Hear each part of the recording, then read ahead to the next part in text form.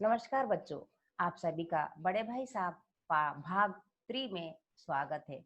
बच्चों, भाग 3 में जाने से पहले हम बड़े भाई साहब की पाठ की पुनरावृत्ति करेंगे।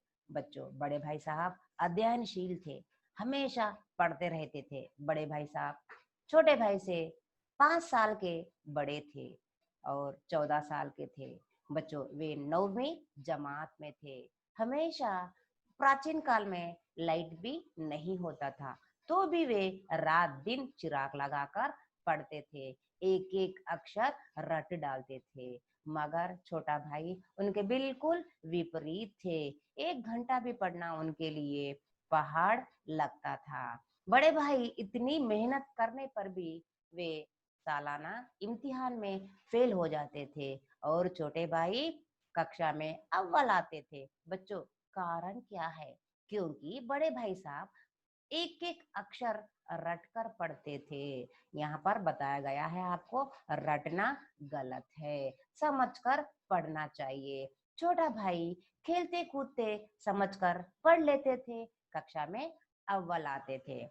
अव्वल आने के कारण छोटे भाई को घमंड हो गया था। हाँ, मैं पढ़ूं या नहीं पढ़ूं, कक्षा में तो मैं अव्वल आ रहा हूँ। इस प्रकार खेलने में अधिक रुचि दिखाने लगे। यहाँ देख, बड़े भाई साहब बहुत ही परेशान हो जाते हैं, उन्हें बहुत डांटने लगते हैं। बहुत बहुत सारे उदाहरण भी दिए जाते हैं। बताते हैं कि घमंड अच्छे बच्चों का नहीं रहा। एक बार पास हो जाने से क्या आपको इतना घमंड आ रहा है? यहाँ पर देखिए, लाला रावण की कहानी तो आप सुने ही होंगे। इतिहास में रावण को बहुत घमंड था, मगर क्या हुआ, एक दिन दीन दुनिया से चले गया। और शैतान की कहानी भी छोटे भाई को सुनाते हैं। शैतान को बहुत ईश्वर भक्त था, वे ही सच्चा भक्त है समझकर वे बहुत गर्व कर रहा था। उसे भी स्वर्ग से नरक में ढकेल देना पड़ा एक दिन। और शाहरुम की कहानी भी सुनाई थी। इस प्रकार प्राचीन काल से संबंधित कहानियां सुनाकर बेराह जाने से उसे अच्छी राह के लिए प्रेरणा देता रहा। इस प्रकार बच्चों, प्रेरणा देते हुए भाई की प्रेरणा सुनकर छोटे भाई एक दिन फटाफट टाइम टेबल बना लेते हैं। मगर टाइम टेबल बना लिया, मगर एक दिन भी वो टाइम टेबल के अनुसार कभी पढ़े नहीं थे। 24 घंटे खेलने में चोरी छुपा खेलकर घर आते थे। भाई साहब की डांट भी सुन लेते थे, फिर दूसरे दिन उनका वही हाल। इस प्रकार डांटते हुए इस डांट सुनना और उसी प्रकार खेलना ऐसे ही चलता रहता था। तो एक दिन बड़े भाई साहब, बच्चों अभी हम जाएंगे पार्ट 3 में, भाग 3 में, पार्ट 3। देखिए बच्चों, भाग 3 है। एक दिन फिर सालाना इम्तिहान आ चुका था। इससे पहले भी सालाना इम्तिहान आ चुका था। यहाँ पर फिर दूसरी बार भी सालाना इम्तिहान हुआ और कुछ ऐसा संयोग हुआ। बच्चों, संयोग का अर्थ है मेल। यहाँ पर फिर एक संयोग हुआ कि मैं फिर पास हो गया, छोटा भाई फिर पास हो गया और भाई साहब फिर फेल हो गए। दूसरी बार है भाई साहब का फेल होना। मैंने बहुत मेहनत नहीं की, छोटे भाई बोल रहे हैं, पर ना जाने कैसे दर्जे में अव्वल आ गया। मुझे खुद आश्चर्य हुआ। भाई साहब ने प्राणांतक परिश्रम किया है। प्राणांतक का अर्थ है बच्चों, प्राण लेने वाला, मीन्स बहुत हार्ड वर्क किया था।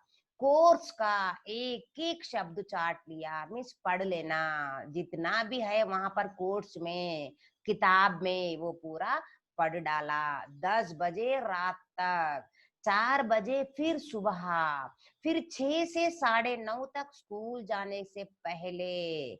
मुद्रा कांतिहीन हो रही थी। मुद्रा कांतिहीन का अर्थ यहाँ पर है बच्चों, चेहरे का जो भाव है, जो चमकहीन है, मीन्स उन्हें नींद आ रही थी। मगर बेचारे फेल हो गए। इतना पढ़ने पर भी मुझे उन पर दया आने लगी, छोटे भाई बोल रहे हैं। नतीजा सुनाया गया, मीन्स रिजल्ट सुनाया गया।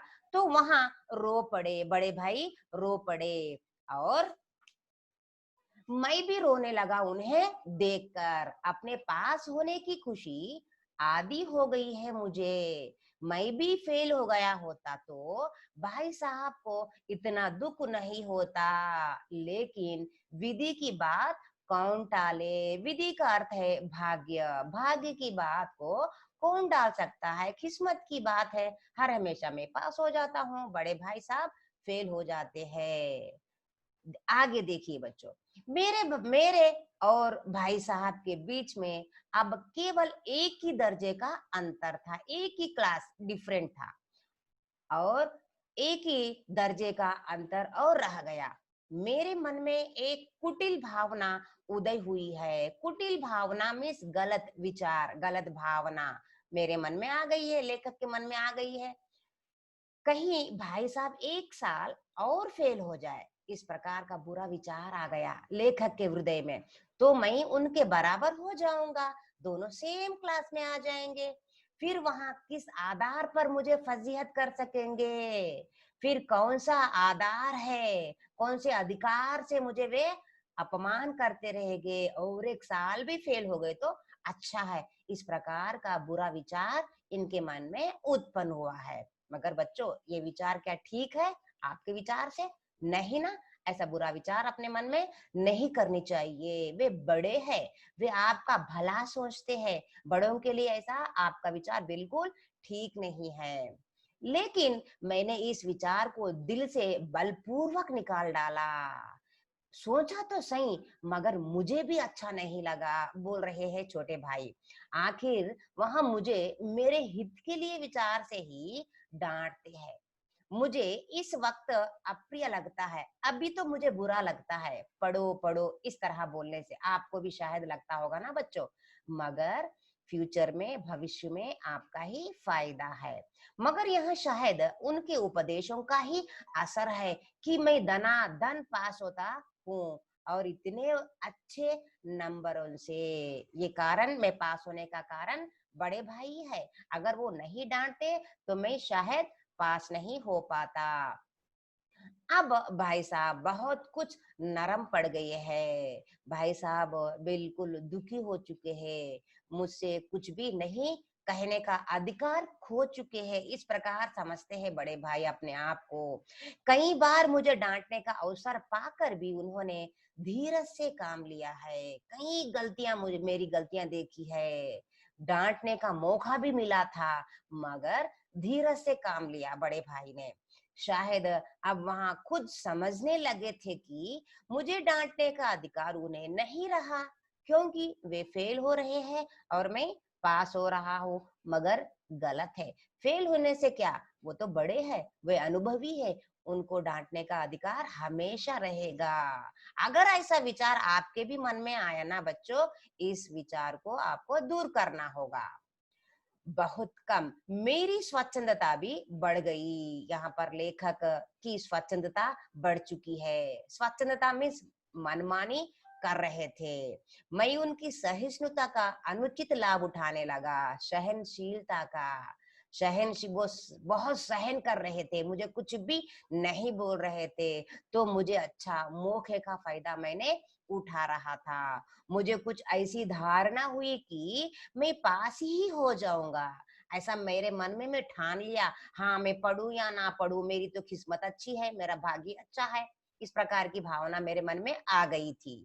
पढ़ूं या ना पढ़ूं, मेरी तकदीर तो बलवान है।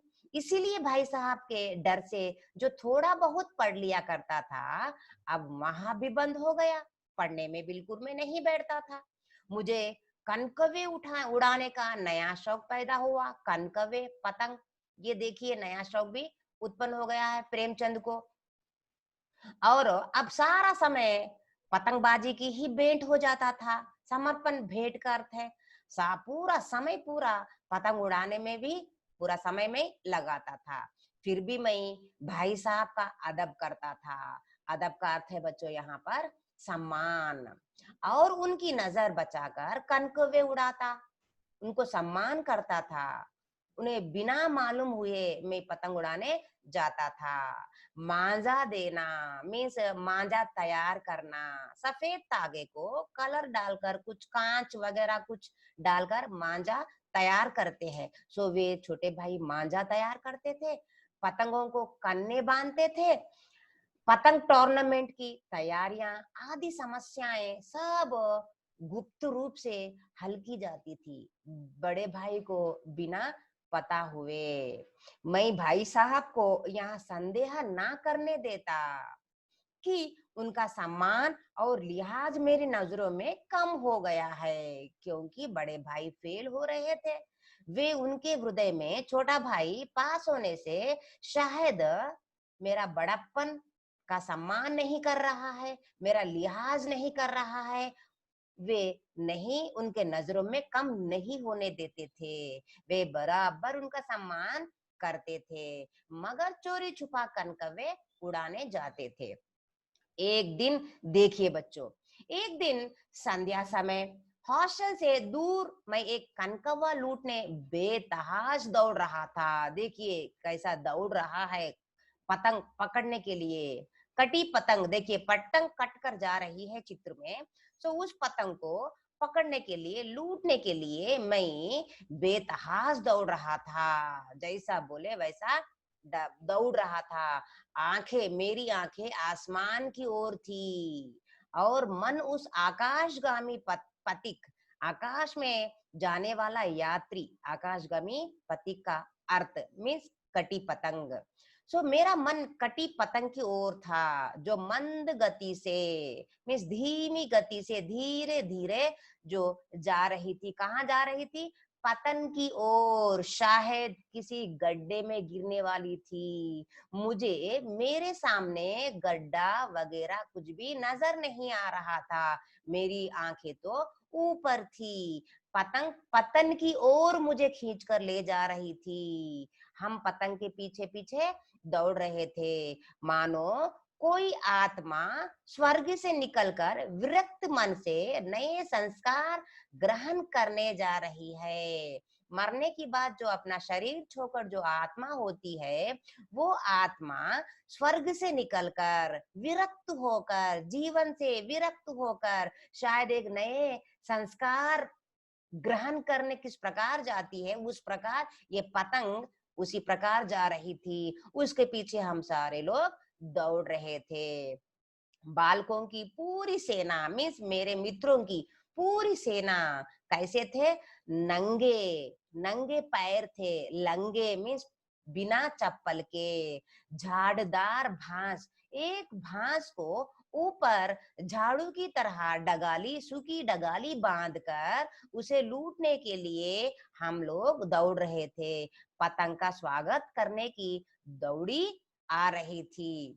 किसी को अपने आगे पीछे की खबर नहीं थी। आगे क्या हो रहा है, पीछे क्या है, हमें पता ही नहीं था।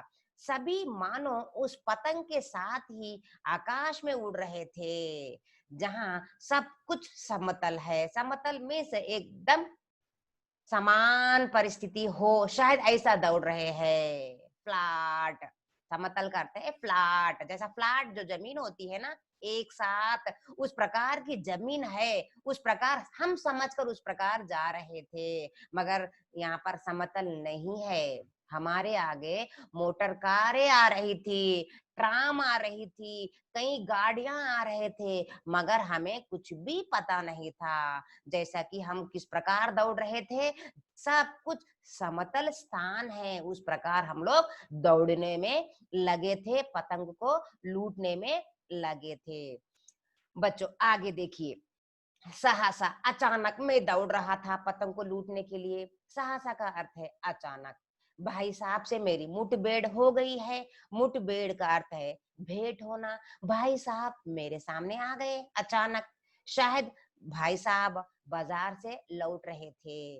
उन्होंने वहीं मेरा हाथ पकड़ लिया और उग्र भाव से मीन्स तीखे भाव से क्रोध से बोले, इन बाजारी लौंडों के साथ।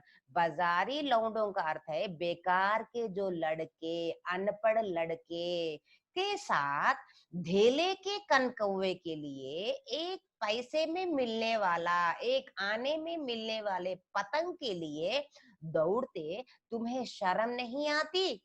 तुम्हें इसका भी कुछ लिहाज नहीं है? बच्चों, लिहाज का अर्थ है शर्म। आपको इतनी भी शर्म नहीं है? अब नीची जमात में नहीं हो आप, अभी आप छोटे क्लास में नहीं हो, बल्कि 8वीं जमात में हो। बड़े भाई 9वीं जमात में है, छोटे भाई 8वीं जमात में है, और मुझसे केवल एक ही दर्जा नीचे हो। आखिर आदमी को कुछ तो अपनी पोजीशन का ख्याल रखना चाहिए, कहकर बड़े भाई साहब छोटे को डांट रहे थे और बोल रहे थे, एक जमाना था कि लोग 8वीं दर्जा पास होकर नायब बन जाते हैं, तहसीलदार बन जाते हैं। मैं कितने ही मिडिल चियों को देखा हूँ। मिडिल चियों का अर्थ है मिडिल क्लास के लोग, जो आज अव्वल दर्जे में पास हो गए, और आज वो लोग डिप्टी मैजिस्ट्रेट भी बन चुके हैं, कोई कोई तो सुपरडेंट भी बन चुके हैं, और कितने लोग तो 8वीं जमात वाले हमारे लीडर भी बन चुके हैं हमारे देश के, और कुछ लोग तो समाचार पत्रों के संपादक, एडिटर भी बन चुके हैं। बड़े बड़े पंडित और विद्वान भी, उनकी मात हती, मीन्स मात हती का अर्थ है नीचे, उनके नीचे काम करते हैं। किन के नीचे? जो तहसीलदार के नीचे, डिप्टी मैजिस्ट्रेट के नीचे, सुपरिटेंडेंट के नीचे, जो लीडरों के नीचे, बड़े बड़े विद्वान भी उनके नीचे काम करते हैं। और तुम उसी 8वीं दर्जे में आकर बाजारी लौंडों के साथ कनकौवे के लिए दौड़ रहे हो। इस प्रकार छोटे भाई को बहुत सारा डांट डपट किया था रास्ते में ही। मुझे तुम्हारी इस कम अक्ली पर दुखी होता है। तुम ज़हीन हो, ज़हीन करता है प्रतिभाशाली हो, इसमें कोई शक नहीं है, लेकिन वहां जेहन, जेहन का अर्थ है तीव्र बुद्धि। वहां जेहन किस काम का? जो हमारे आत्मगौरव की हत्या कर डाले। तुम अपने दिल में समझते होंगे, मैं भाई साहब से महज, महज का अर्थ है केवल, आप समझते होंगे मैं भाई साहब से महज एक दर्जा नीचे हूँ, और अब उन्हें मुझसे कुछ कहने का हक नहीं है, आप समझते होगे ना? लेकिन यहाँ तुम्हारी गलती है। मैं तुमसे 5 साल बड़ा हूँ, और चाहे आज तुम मेरे ही जमात में, मेरे ही कक्षा में आ जाओ, और परीक्षकों का मीन्स जो करेक्शन जो करते हैं ना, परीक्षकों का यही हाल है, तो निस्संदेह, बिना संदेह अगले साल भी तुम मेरे समकक्ष में आ जाओगे, मेरे कक्षा में आ जाओगे। मैं फेल हो गया तो, और शायद 1 साल बाद मुझसे आगे भी निकल जाओगे आप, मैं पीछे रह जाऊंगा। लेकिन मुझ में और तुझ में जो 5 साल का अंतर है, उसे तुम क्या खुदा भी नहीं मिटा सकता। आपके जो मन में गलत विचार है कि हम दोनों एक ही कक्षा में हैं, अब मुझे अधिकार नहीं है आपको डांटने का, ये गलत विचार आप निकाल डालो। मैं आपसे 5 साल बड़ा हूँ, उसे तुम क्या भगवान भी नहीं मिटा सकते। मैं तुमसे 5 साल बड़ा हूँ और हमेशा रहूंगा। मुझे दुनिया का और जिंदगी का जो तजुर्बा है, अनुभव है, तुम उसकी बराबरी बिल्कुल नहीं कर सकते। चाहे तुम MA कर डालो और D.Phil कर डालो, D.Lit की उपाधि प्राप्त कर लो, मीन्स अभी हायर एजुकेशन भी आप क्यों ना पढ़ो। समझ किताब पढ़ने से नहीं है, किताबी ज्ञान से नहीं है समझ, दुनिया देखने से आती है। बड़े भाई का कहना है किताबी ज्ञान से अनुभव नहीं, दुनिया देखने से अनुभव आता है। हमारी अम्मा, अम्मा मदर, उसके माँ के बारे में बताते हैं, हमारी अम्मा ने कोई दर्जा नहीं पास किया, वे तो अनपढ़ है मम्मी तो, और दादा पिताजी शायद 5वीं या 6ठी जमात के आगे नहीं गए, सिर्फ 5वीं या 6ठी क्लास पढ़े हैं, लेकिन हम दोनों चाहे सारी दुनिया की विद्या पढ़ ले, अम्मा और दादा को हमें समझाना और सुधारने का अधिकार हमेशा रहेगा। केवल इसीलिए नहीं कि वे हमारे जन्मदाता है, हमें जन्म देने के कारण वे हमारे समझाने का अधिकार नहीं है, क्योंकि उन्हें हमसे ज्यादा अनुभव है, जिंदगी का तजुर्बा उन्हें है, इसीलिए वे हमें समझाने का पूरा अधिकार है। बल्कि इसीलिए कि उन्हें दुनिया का हमसे ज्यादा तजुर्बा है और रहेगा। अमेरिका में किस तरह की राज्य व्यवस्था है और 8वें हेनरी ने कितने ब्याह किया, शादी, और आकाश में कितने नक्षत्र है, यह बातें चाहे उन्हें ना मालूम हो, क्योंकि नहीं पढ़े वो लोग, अनपढ़ है, लेकिन हजारों ऐसी बातें हैं जिनका ज्ञान उन्हें हमसे और तुमसे ज्यादा मालूम है। उदाहरण, और एक उदाहरण दे रहे हैं छोटे भाई, बड़े बड़े भाई छोटे भाई को समझाने के लिए उदाहरण देखिए, यहाँ पर कितना बढ़िया उदाहरण है। दैव ना करे, आज मैं बीमार हो जाऊं, चित्र में देखिए, आज मैं बीमार हो जाऊं तो तुम्हारे हाथ पांव फूल जाएंगे। हाथ पांव फूल जाना मुहावरा है बच्चों, घबरा जाना। अगर मुझे बुखार आ गई तो आप घबरा जाते हैं, आपके हाथ पांव फूल जाते हैं, क्या करना आपको पता नहीं, क्योंकि हम दोनों हॉस्टल में है, आप छोटे हो। दादा को तार देने के सिवा तुम्हें और कुछ नहीं सूझेगा। बुखार आते ही आप दादा को फोन कर लेते हो, उसके अलावा और क्या कर पाते, और कुछ समझ में आता आपको नहीं ना। देखो आप कितने पढ़े लिखे हो, मगर घबरा कर आप पिताजी को फोन कर लेते हो, क्योंकि आपको अनुभव नहीं है। लेकिन तुम्हारी जगह अगर दादा हो तो किसी को फोन या तार नहीं करते, नहीं घबराते, ना बदहवास होते। बदहवास मीन्स बेहाल हो जाते। पहले खुद मरज पहचान कर, पहले वे खुद बीमारी क्या है पहचानते, इलाज करते। जो घर का जो इलाज होता है उसमें अगर सफल ना हुए तो किसी डॉक्टर को बुलाते।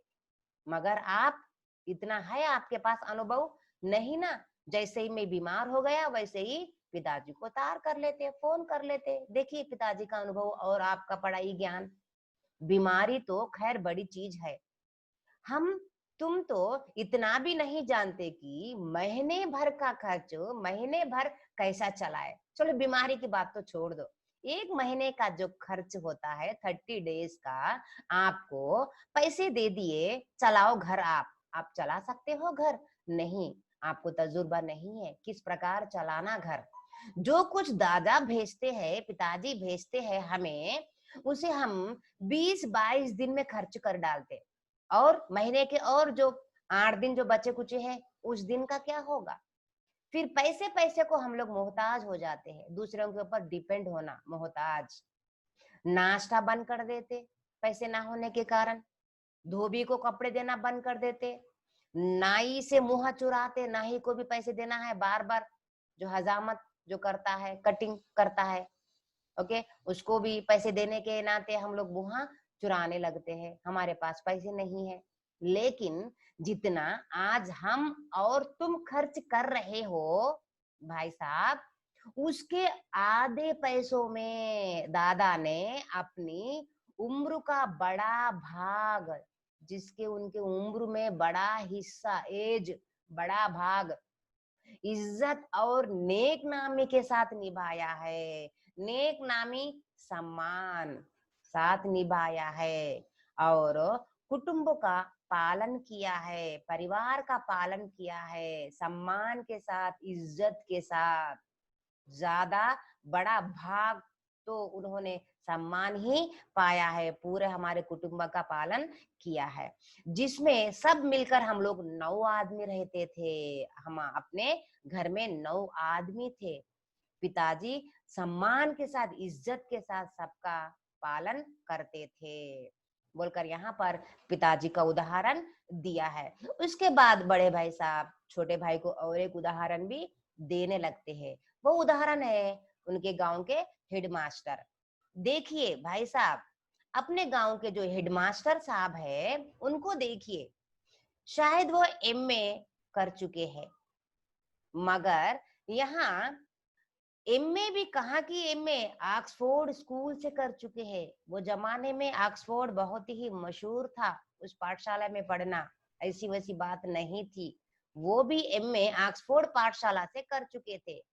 1000 रुपये महीने कमाते थे, लेकिन उनके घर का इंतजाम, उनके घर का पालन पोषण कौन करते थे, इंतजाम कौन करते थे? उनकी बूढ़ी माँ जो अनपढ़ है। हेडमास्टर साहब की डिग्री यहाँ बेकार हो गई ना, अनपढ़ माँ के सामने तजुर्बा नहीं है, अनुभव नहीं है, घर किस तरह चलाना है, इंतजाम करना है, 1000 में एक महीना किस प्रकार इंतजाम करना है घर का। पहले खुद घर का इंतजाम करते थे हेडमास्टर साहब, खर्च पूरा नहीं होता था एक महीने में 1000, तो कर्जदार आ जाते थे घर पर। जब से उनकी माताजी ने प्रबंध अपने हाथ में ले लिया है, घर चलाने की जिम्मेदारी उनकी बूढ़ी माँ अपने हाथ में ले ली है, तो तब जैसे घर में लक्ष्मी आ गई है। भाईजान, यहाँ गरूर दिल से निकाल दो, जो गर्व है आपके मन में वो जो गर्व हटा दो, आप निकाल डालो कि तुम मेरे समीप आ गए हो, मेरे कक्षा के समीप आ चुके हो और अब स्वतंत्र हो। अब आप स्वतंत्र हो, बड़े हो चुके हो। मेरे देखते तुम बेराह ना चल पाओगे। बेराह का अर्थ है बच्चों गलत रास्ते पर चलना। आप अभी बड़े हो चुके हो, अभी आप स्वतंत्र हो, मगर मेरे देखते हुए तुम बेराह ना चलना पाओगे। अगर तुम यो ना मानोगे तो मैं थप्पड़ दिखाकर इसका प्रयोग भी कर सकता हूँ, बोलकर यहाँ पर बताया गया है बच्चों। और यहाँ पर बोलते हैं, अगर आप बेराह चलते तो नीचे देखिए बच्चों, नीचे जो छोटा छोटा दिखाई दिया है आप अपने पाठ्य पुस्तक में देखिए, वहां पर थोड़ा सा कम दिखाई दे रहा है। अगर नहीं माने, बेराह चलते हो, अगर मेरी बात नहीं माने तो मैं आपको थप्पड़ मार कर भी मैं आपको रास्ते पर ला सकता हूँ, इसका प्रयोग भी कर सकता हूँ थप्पड़ का भी। मैं जानता हूँ तुम्हें मेरी बातें जहर लग रही है। जहर लगना बच्चों, बुरी लगना। मेरी बातें आपको शायद बुरी लग रही है, भाई साहब खेलने से रोक रहे हैं, आपको शायद अच्छा नहीं लग रहा, ये उम्र ही ऐसी है, मगर क्या करे, सुधरना है इसी उम्र में और बिगड़ना भी इसी उम्र में है। इसीलिए बड़े भाई की कहना मानना है, अपने बड़ों का कहना आपको मानना जरूरी है बच्चों। आगे देखिए, मैं उनकी इस नई युक्ति से नतमस्तक हो गया है। नतमस्तक होना, सिर झुकाना। जो बड़े भाई के जो युक्ति का अर्थ है बच्चों, उपाय, जो नया उपाय बताया है। मैं आपसे बड़ा हूँ, माता पिता का उदाहरण दिया है, हेडमास्टर का उदाहरण दिया है, इतने सारे उदाहरण देकर इतना उपाय बताया है मुझे राह लाने के लिए। तो छोटे भाई यहाँ पर बता रहे हैं, बोल रहे हैं कि मैं इनकी जो युक्ति से, उपाय से नतमस्तक हो गया, मैं सिर झुका दिया हूँ, उनके सामने मेरा सिर श्रद्धा से झुक गया है। मुझे आज सचमुच अपनी लघुता का अनुभव हुआ है। लघुता का अर्थ है बच्चों छोटेपन का, छोटे विचार का मुझे अनुभव हुआ और भाई साहब के प्रति मेरे मन में श्रद्धा उत्पन्न हुई। आज जाकर, हाँ बड़े भाई साहब मेरी भला के लिए ही बोलते हैं, मेरा छोटापन आज मुझे महसूस हुआ है, तो मन में बड़े भाई के प्रति मुझे श्रद्धा उत्पन्न हुई है। मैंने सजल आंखों से कहा। सजल का अर्थ है करुणापूर्ण, सजल का अर्थ है करुणापूर्ण। करुणापूर्ण आंखों से मैंने भाई की ओर देखते हुए कहा, हरगिज नहीं, आप जो कुछ फरमा रहे हैं वहां बिल्कुल सच है। बड़ा भाई बताया था ना ऊपर पैराग्राफ में छोटे भाई को कि मेरे बातें आपको जहर लग रही है, तो उसका उत्तर दे रहा है छोटा भाई, नहीं भाई साहब, मुझे आपकी बातें बिल्कुल, हरगिज का अर्थ है बिल्कुल, बुरा नहीं लग रही है। जो कुछ भी आप फरमा रहे हैं, फरमाना मीन्स कहना, आप जो कुछ भी फरमा रहे हैं वहां बिल्कुल सच है और आपको उसके कहने का अधिकार है, मुझे सुधारने का आपका पूरा पूरा अधिकार है, भाई को छोटा भाई कहते हैं। और आगे देखिए बच्चों, भाई साहब ने मुझे गले से लगा लिया। यहाँ सुनकर बड़े भाई बहुत खुश हुए। छोटे भाई की यहाँ बातें सुनकर झट से छोटे भाई को बड़े भाई गले से लगा लिया और बोले, मैं कनकव्य उड़ाने को मना नहीं करता मेरे भाई, मेरा भी जी ललचाता है। ललचाना मीन्स मन, लालच होना। मुझे भी उड़ाने की, पतंग उड़ाने की मुझे भी इच्छा है, मन में लालच आता है, उड़ाने की इच्छा है मुझे भी, लेकिन करूँ क्या, खुद बेराह चलूं, अगर मैं खुद पतंग उड़ाने में लग गया तो तुम्हारी रक्षा कैसे करूं। दोनों मिलकर पतंग में पूरा समय बिता देंगे तो हम पढ़ेंगे क्या, माता पिता तो गांव में है, इसीलिए मुझे भी पतंग उड़ाने का शौक है, अगर मैं उड़ाऊं तो आपको कौन राह दिखाएंगे, समझकर मैं आपको पतंग उड़ाने से मना कर रहा हूँ। यहाँ कर्तव्य भी तो मेरे सिर पर है आपको सुधारने का, इसीलिए मैं आपको खेलने से मना कर रहा हूँ। खेलना तो मुझे भी अच्छा लगता है। संयोग से अचानक एक बार इसी तरह छोटा भाई बड़े भाई को गले लगाकर वे दोनों हॉस्टल की ओर जा रहे थे, तभी अचानक उसी वक्त एक कटा हुआ कनकौवा, चित्र में देखिए बच्चों, एक है बड़ा भाई, एक है छोटा भाई, कटा हुआ कनकौवा पतंग हमारे ऊपर से गुजरा, उसकी डोर लटक रही थी, लड़कों का एक गोल पीछे पीछे दौड़ रहा था, बड़े भाई छोटे भाई के पीछे और छोटे भाई के मित्र का बहुत सारा ग्रुप पतंग को पकड़ने के लिए पीछे पीछे आ रहा था। भाई साहब सबसे लंबे थे, भाई साहब क्या करे उस समय, उछल कर पतंग की डोर पकड़ ली और बेतहास, बेतहास का अर्थ है बच्चों बिना सोचे समझे, बेतहास हॉस्टल की तरफ दौड़े। मैं पीछे पीछे दौड़ रहा था बच्चों, यहाँ पर देखिए बड़ा भाई उछलकर पतंग की डोर को पकड़ लिए, मीन्स उसका उसका अर्थ क्या है, बड़े भाई को भी पतंग उड़ाने की इच्छा है। जब वहां से पतंग कट कर जा रही थी उनके मन में भी पतंग पकड़ने की इच्छा हुई और पतंग लूट कर वे हॉस्टल के अंदर दौड़े, उनके मन में भी खेलने की इच्छा थी। बच्चों यहाँ पर बड़ा भाई अपना पूरा बचपन बचपन लुप्त कर चुका है छोटे भाई को सुधारने के लिए। बच्चों अभी आपको इस पाठ से प्रेरणा मिली है, क्या प्रेरणा मिली है, क्या संदेह मिला है आपको इस पाठ से, आप यहाँ पर देखिए बच्चों। हमें अपने बड़े और अनुभवी व्यक्ति का कहा मानना चाहिए, केवल किताबी ज्ञान के माध्यम से हम जीवन में सफल नहीं होते। बताया ना बच्चों, माता पिता का, हेडमास्टर साहब का, सिर्फ किताबी ज्ञान से ही हम सफल नहीं होते। जीवन में पढ़ाई का जितना महत्व है उतना ही महत्व खेलों का भी है बोलकर यहाँ पर बताया गया है। हमें कभी भी अहंकार नहीं करना चाहिए। उदाहरण बताया है रावण का और शैतान का और शाहरुख का। हमें कभी भी अहंकार नहीं करनी चाहिए, क्योंकि अहंकार पतन का मार्ग होता है, जैसे रावण का हुआ था। बच्चों आप सभी को पाठ अच्छी तरह समझ में आया होगा बच्चों। धन्यवाद बच्चों।